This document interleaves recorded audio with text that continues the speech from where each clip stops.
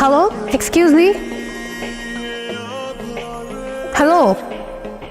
আপনি যাকে ডাকছেন সে এই মুহূর্তে ব্যস্ত আছে, অনুগ্রহ করে অপেক্ষা করুন, একটু পরে আবার চেষ্টা করুন।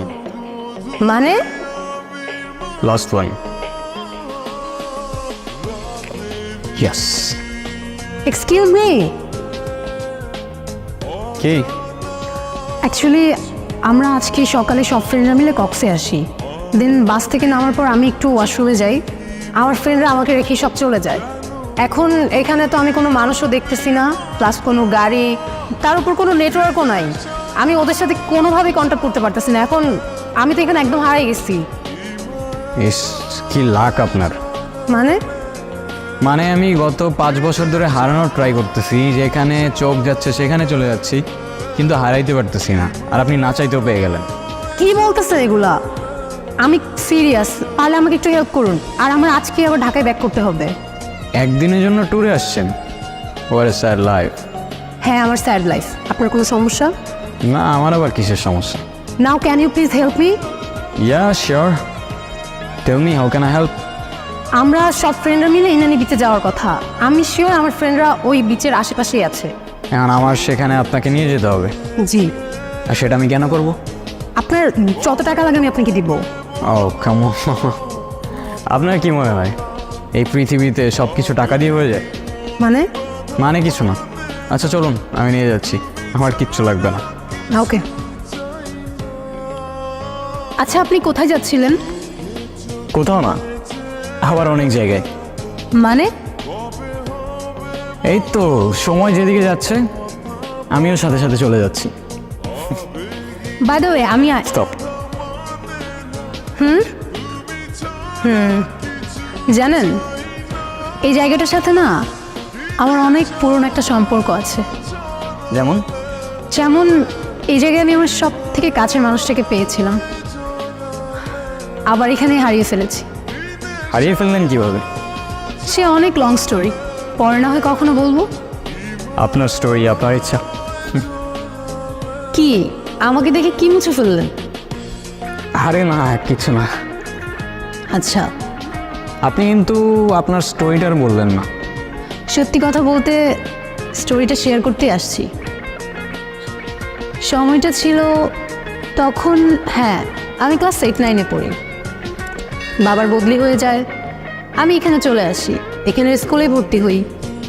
প্রতিদিন স্কুলে যাওয়ার সময় ওই ছেলেটা একটা করে চিঠি রেখে যেত।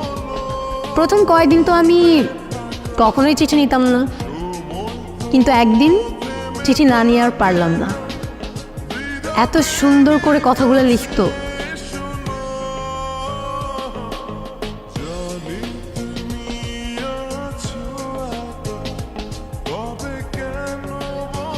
চিঠিতে যে ফিলিংগুলো ছিল সেগুলো এখনকার হোয়াটসঅ্যাপ মেসেঞ্জার জেনারেশন কখনোই ফিল করতে পারবে। প্রত্যেকটা অক্ষরে কেমন যেন মায়া ছিল। জানেন, ও প্রত্যেকটা দিন চিঠি লিখতো, প্রত্যেকটা দিন। আর এত সুন্দর করে চিঠি লিখতো, আগেই তো বললাম, মানে ওর প্রেমে পড়তে আমি বাধ্য হয়েছি। ইন্টারেস্টিং। আচ্ছা তারপর কি হলো? তারপর আর কি, ওর সাথে সাথে আমিও ওকে চিঠির উত্তর দিয়ে আসতাম। এরকম করেই কাটছিল। আমি ওকে না দেখেও ওর মায়ে পড়ে গিয়েছিল।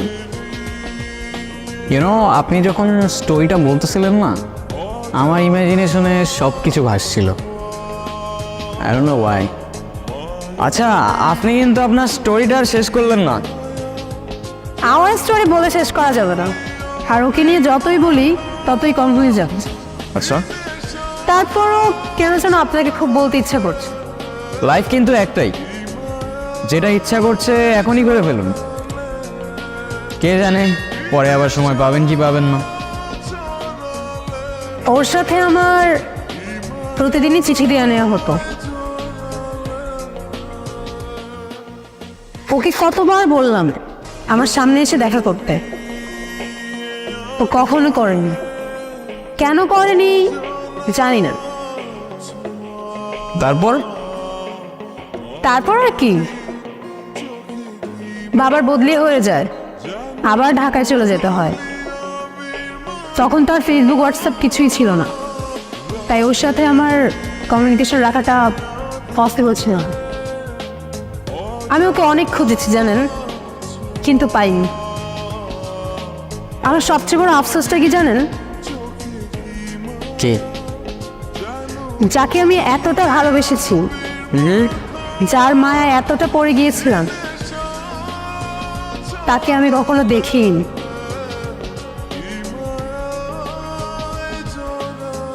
আপনার চোখে পানি কেন? কিছু না, এমনি। আপনি ওকে খুব ভালোবাসতেন তাই না?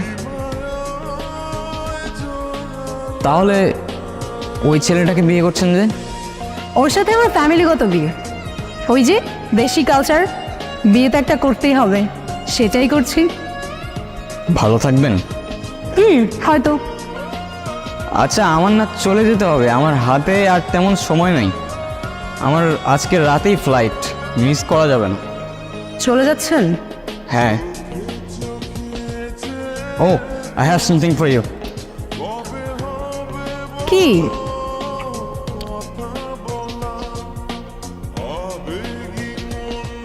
This is for you. আমার জন্য? আমার জন্য হয় কিভাবে? আপনার সাথে তো আমার আজই পরিচয়। এটা কিনলেন কখন? আপনি মজা করছেন তাই না? সময় হলে ঠিক বুঝতে পারবেন। আসি, ভালো থাকবেন, নিজের খেয়াল রাখবেন, আর ভাগ্যে থাকলে আবার দেখা হবে।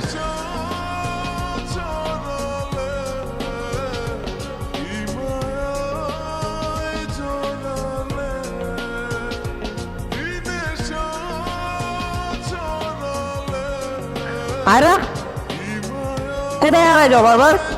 আমার কি আর কোনো কাজ নেই? আমি সারাদিন তোমারই খুঁজবো। আরে দেখো না, ছেলেটা চলে গেল, আর যাওয়ার আগে আমাকে এই বক্সটা দিয়ে গেল। কি করবো বুঝতেছি না। কি করবি আবার?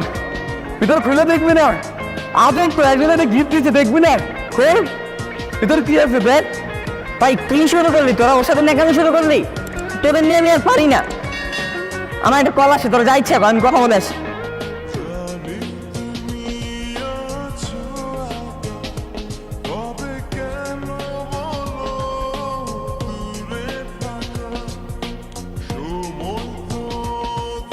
নীরব? এটা নীরব ছিল? এটা নীরব ছিল? আমাকে শুধু নীরবই আরো বলে ডাকতো। আমি কত খুঁজছি তোমাকে, কতবার খুঁজছি।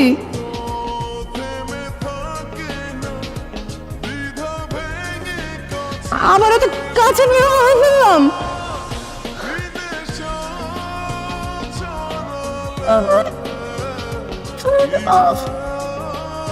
আরও আমি ছোটবেলা থেকেই খুব ইন্ট্রোভার্টেড ছিলাম,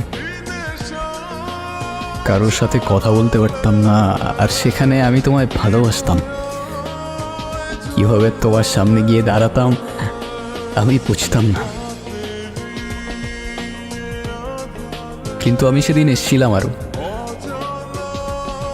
আমি এসেছিলাম, তোমার চিঠিটা পড়ে সেখানেই দাঁড়িয়েছিলাম।